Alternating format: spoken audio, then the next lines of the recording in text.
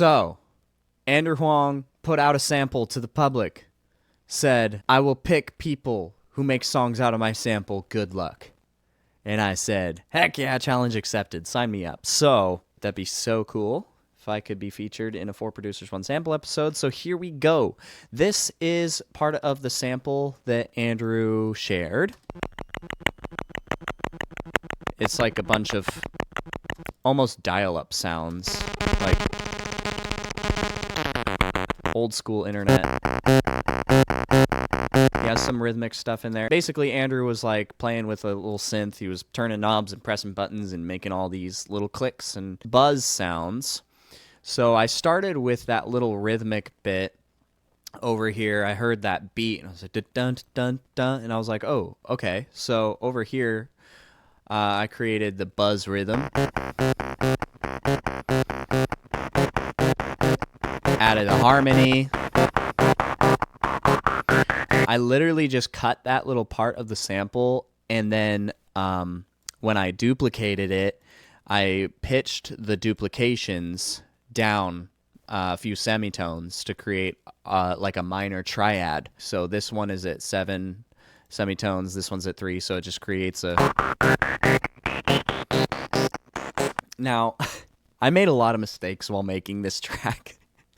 The first one was that when I started splicing up and finding little bits of his sample that I liked, I didn't set a time signature or a tempo in my Ableton project. So what ended up happening was, for this first like intro bit of the song, all of this, it is like not actually lined up with the tempo that Ableton is set to off the bat. So so I had to manually shift it where I wanted it, and I thought that it sounded good rhythmically.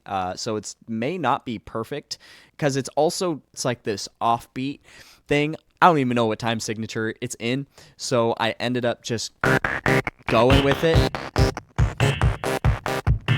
and prayed that Andrew's not going to slap me for it. Because yeah, that's a really amateur move that I did at the beginning here.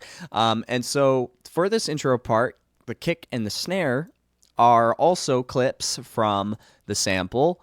If I go and I mute all of my little effects that I put on it, all just like effects in the Ableton 12 library. I don't use any third-party plugins, like, at all. I think Transit is a really cool plugin. If I were to have the money to spend on plugins, I would get Andrew's Transit. But I don't have any plugins, like, at all, even at pitch correction software, and you're going to see that later. I just use anything that's in the program, and I'm really an amateur at this. There are some things that I do that are like a long workaround to something another producer would do. I know that I don't do them in like the easiest way or like the typical way that a producer would, but this is how I do it. The snare is literally just, it's like a click that I like, you know, slowed down like that. And the same with the kick. It's literally just a pop in the sample that when I add the effects that I wanted, shape them up a little bit, then I created a nice little kick. And then same for the snare. It's this weird little like metallic-y sound that I tried EQing up to a snare. It still sounds a little bit metallic-y, but I did another thing that Andrew talks about doing in a lot of his videos, which is like layering multiple sounds to create one sound with your snare. So I grabbed a couple of other sounds, again, just from the plain Ableton library, nothing special, and just layered them on top of the snare that I made. And then I made a little like hi-hat as well, kind of like a little clicky thing.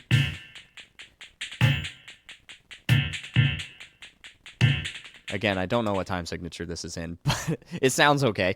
And then, again, no third-party plugins, just all stuff you can find on Ableton. I used the vocoder plugins to kind of modify the harmonics of the clicking sound a little bit. So with the hi-hat. It's, again, just another click from the sample that I modified to kind of make sound a little bit more like a hi-hat. So that's what's in the intro, and then I have a couple of, like, ear candy things that I throw in there as well, that I pan to the left and the right. The only thing I'm really doing is, like, stretching it, making it slower or faster, and then pitching it by a few semitones to create the sounds. And then I have these little punches here. And it's just like kind of a brassy sounding thing. I also created this synth out of a small looping buzz from Andrew's sample, added a warm ensemble and a compression effect to it. You can hear the loop.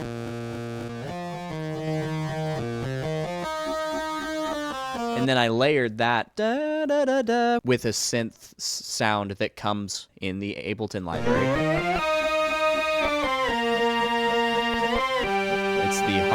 It's the harmonium synth. And here's another thing that I do untraditionally, that Andrew might shake his head at.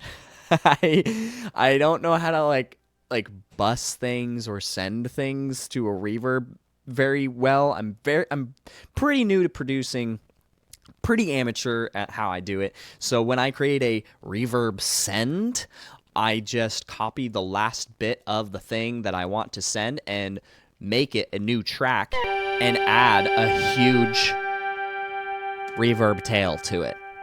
So that's how I create sends, is just making another track and putting a big reverb tail on it. I do things a very crack-headed way, I think, opposed to a lot of experienced producers. Here's another thing that's coming up that I created with the sample. It's another looping synth that I added some stuff to.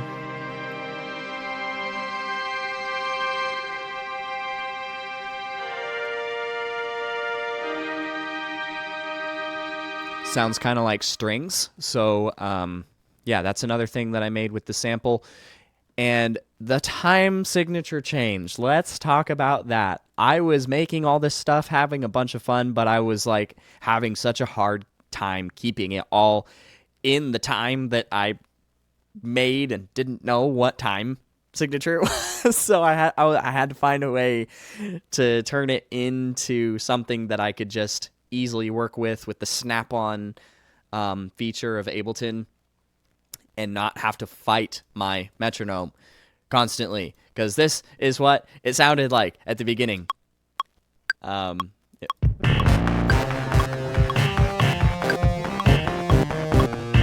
I could not use my metronome, so I made this little like fill thing, this tom roll,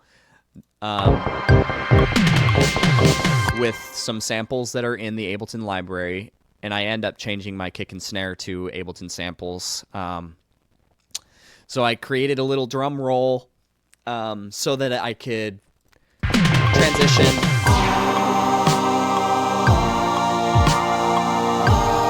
into being able to use the freaking metronome. So this riser is another thing that is in the library, not from Andrew's sample. And then I shrunk it, sped it up, pitched it to make a nice little like crash sound. So that's in a couple places. So yeah, and then we transition to the time signature part that actually works with 120 BPM. And this is where it gets really fun with all the ear candy. I tried to kind of go as crazy as I could or had the patience for.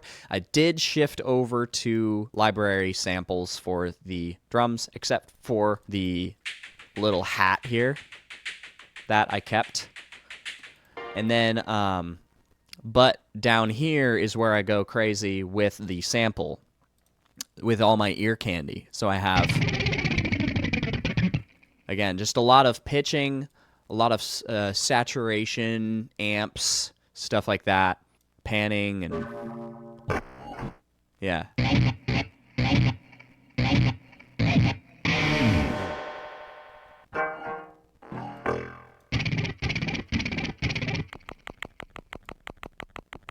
So just a lot of fillers, a lot of ear candy.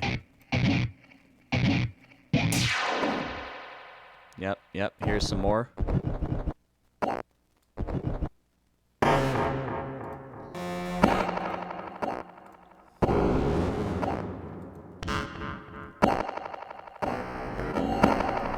I like this one. It reminds me of Spider-Man Into the Spider-Verse. Like the Prowler. Anyway, you're probably wanting to know about my vocal stacks. Yes, it's all me. No, I did not use pitch correction. Yes, I am a singer. So, down here, when it gets to that breakdown, I wanted something that was gonna, like, surprise you coming out of that little... I didn't want the whole song to sound like an 8-bit, like, video game thing from the 90s.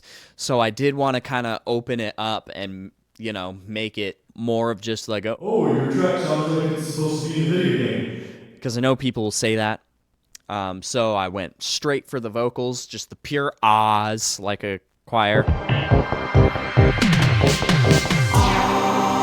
So what I do for vocals typically is I'll just record the first melody.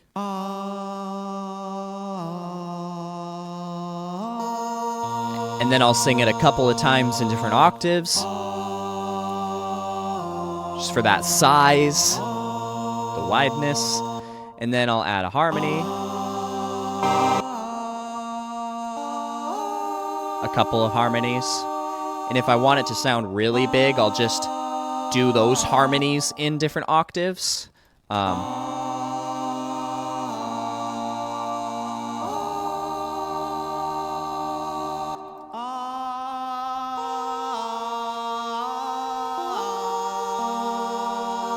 So I don't have pitch correction software. That's not a thing that Ableton has in its library. So I literally just keep recording vocal takes until I get the least pitchy one. And sometimes it takes a while, sometimes it doesn't. A lot of these were just the first take go. And I'm also less picky than I have been in the past. Sometimes I'm just, you know what, good enough, go. If it's a little bit pitchy, I think, you know, when it's mixed with everything else, not a lot of people are going to notice. It adds a little flavor, you know, having imperfect vocals. But I do try to keep them quantized, right? I keep them on the beat. And then what I'll do for mix-wise is I'll just double it, pan the duplicates. And for the case of this song, I just put the effects chain on the group, the whole group of vocals. I did pan individual tracks a tiny bit, but I left that to the group as well. And then the rap part, did a little bit of parallel processing. Here is the main, like, make a wish, hope it breaks. All the bad with no habits effects you on create, it, fit a lot to quieter. form, make it sufficient, leader of a form, but you're just not in it. Compression, going and going, except the reverb, brain ain't growing, and you're stereo. going and going, and yet the world ain't slowing. Show them that you won't take nothing for an answer. I also have a layer that's whispering. All the bad habits you create, fit to form, make it sufficient, leader of a form, but you're just not in it. And then, of course, the little, like, the semitone pitching chipmunk thing and the low thing to... You create leader of a form, but you're just not in it. Show them that you won't take Nothing for an answer. You're capable of more than what they're still using your hands for. So yeah, some layering on the rap there, just a little bit. Again, I'm an amateur, so as far as like effects training and stuff, I keep it pretty minimum. A lot of the stuff that I do, I do enough to make it sound like kind of what I imagine it to sound like, and it's raw. So same with the singing vocals down here. Fight for your dreams to survive. I have some left and right exact copies of that melody with a ping pong delay on them so that it makes it just fatter. Fight for your dreams to survive. I also have an octave that, yes, I sang. No, I did not pitch shift. Fight for your dreams to survive. I also have this harmony. Fight for your dreams to survive. So, yeah, And I layered it, of course, with the leads, so it sounds nice and wide and big and just boom in your face. Fight for your dreams to survive. So, out of the whole process, composing, writing, producing, stuff like that, mixing is not my strong suit. I know that I'm not great at it. I'm still learning it. I'm pretty new to the whole process, so mixing is a thing I'm still getting down. So hopefully this song is still in the runnings for getting picked, even though it doesn't have the best mix in the world. I tried very hard, though. You're capable of more than what they're still using your hands for. Still using your hands for. Dreams. That's just a couple of little extra vocal blips I added to the end there when you're just jamming out to the do-do-do-do-do-do, the arpeggiation here. The arpeggiation is also sampled and then put into a piano roll.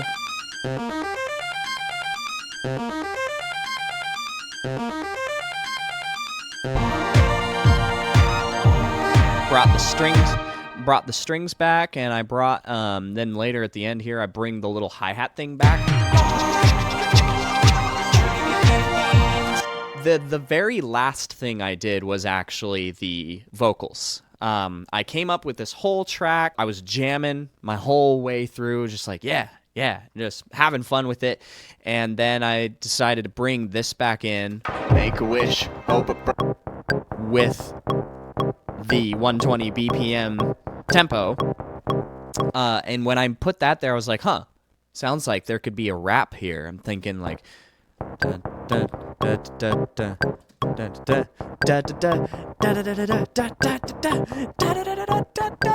and so I was like, yeah, so that will fit there. I wrote a rap. That was like the last thing that I did. Here's the rap, and I knew at the breakdown there, the ba ba da da, I wanted to like sing that last part. So rap into a wa da da da, and I wanted that to be there. So I filled in that space with lyrics that I thought, would fit the rhythm, and then fit kind of what I'm thinking about recently. About not just going to a dead-end job and letting it knock you out. Yeah. So that's what I came up with. I hope you guys like it. Thanks for giving me this opportunity, Andrew. Even if I don't get selected for the 4 Producers 1 Sample episode, you'll find it on my Spotify and all the other platforms. Links in the description.